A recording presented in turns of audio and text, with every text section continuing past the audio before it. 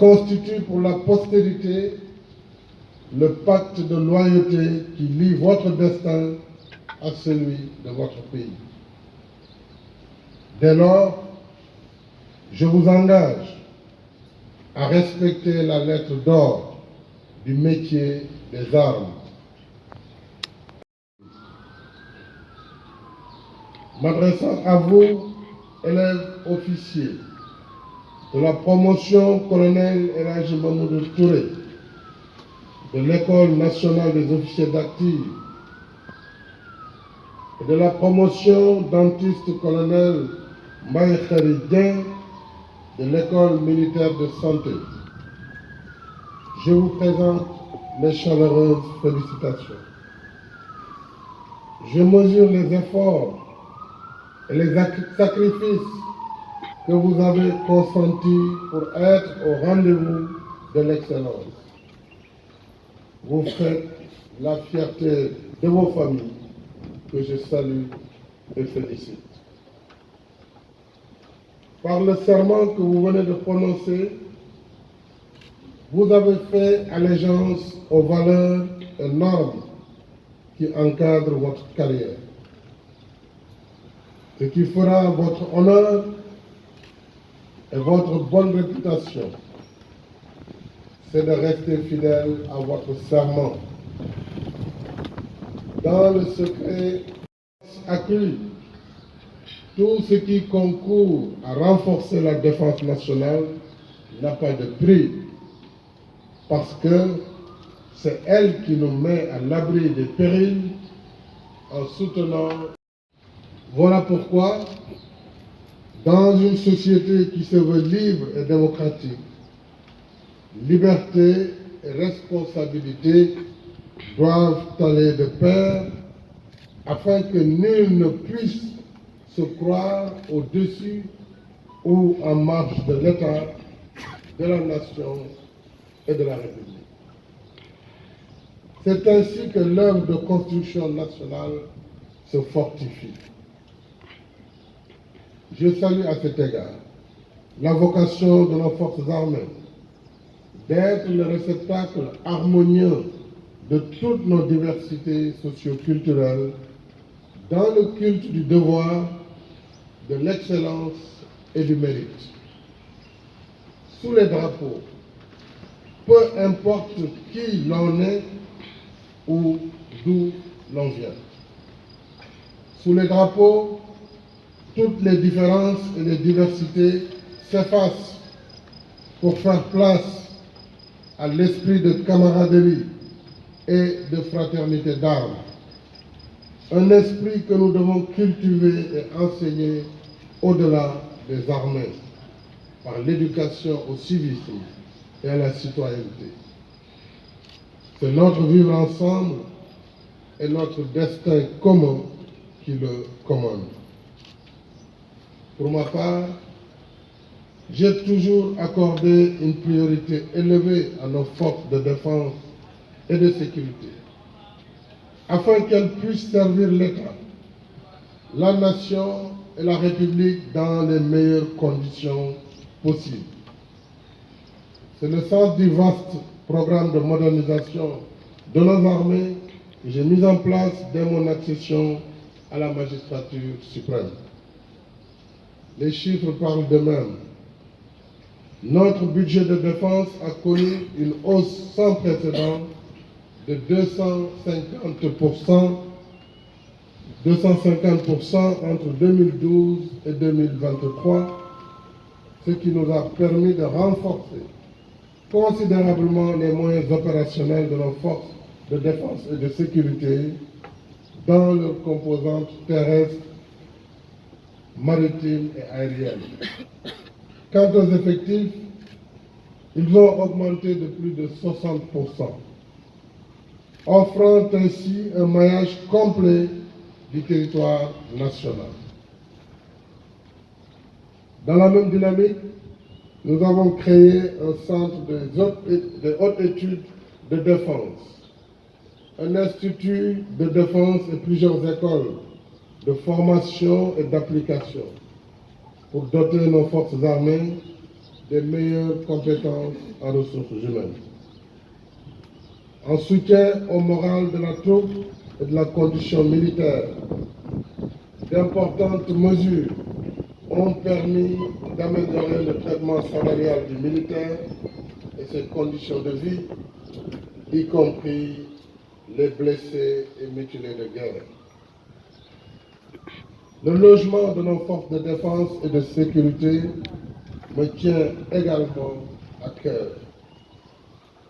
Je me réjouis des efforts considérables que nous avons déployés dans ce sens, avec des projets déjà achevés ou en cours à Dakar, Tivaouane-Peulh, Bignona et Saraya, entre autres sites. Et cette montée en puissance tous azimuts de nos forces armées traduit ma conviction que le premier investissement d'un pays consiste à assurer la paix, la sécurité et la stabilité sans lesquelles rien n'est possible. Un monde marqué par la crise des valeurs. Aux défis et menaces classiques s'ajoute de nos jours une violence inouïe, violence physique, violence verbale, violence morale, portée et amplifiée à grand débit par les réseaux virtuels. Autant de facteurs déstabilisants et blessants à plus d'un titre. Mesdames, Messieurs les membres du corps diplomatique, Monsieur le général de corps d'armée, grand chancelier de l'Ordre national du Lion, Monsieur le général de corps d'armée, chef d'état-major général des armées, Monsieur le général de corps d'armée, haut commandant de la gendarmerie nationale et directeur de la justice militaire, Madame, Messieurs les officiers généraux, officiers, sous-officiers et militaires du rang, personnel civil des forces armées, chères familles des parrains, chers invités. La journée des forces armées nous offre chaque année l'occasion solennelle de nous rassembler autour des valeurs de l'État, de la nation et de la République. Valeurs auxquelles notre armée, dans toutes ses composantes, reste indéfectiblement attachée. C'est pourquoi j'éprouve toujours le plaisir et la fierté de venir présider cette journée. En pareille circonstance, mes pensées vont d'abord vers nos défunts Djambars. Je salue leur mémoire et prie pour le repos de leur âme. Je redis à leur famille notre compassion et notre solidarité agissante. À vos camarades alités, j'adresse mes vœux ardents de prompt rétablissement. Si nous sommes réunis ici, devant nos étendards et drapeaux, c'est parce que les anciens nous ont tracé la voie et laissé un legs précieux comme viatique et source d'inspiration. Chers anciens, je vous salue avec respect et affection. Vos brillants parcours continueront toujours d'éclairer notre mémoire collective pour servir à tous, civils et militaires, de leçons de vie, de civisme et de patriotisme. Je pense également au personnel de nos forces armées déployés sur le territoire national et à l'étranger. Sentinelle vigilante de l'intégrité territoriale et du maintien de l'ordre public, ou soldats engagés au service de l'idéal de paix en Afrique et ailleurs dans le monde, ils méritent notre gratitude et celle de la nation. La journée qui nous rassemble ici n'est pas un simple rituel. Au-delà du cérémonial, elle est surtout l'occasion d'une introspection sur la vocation du soldat dans la société.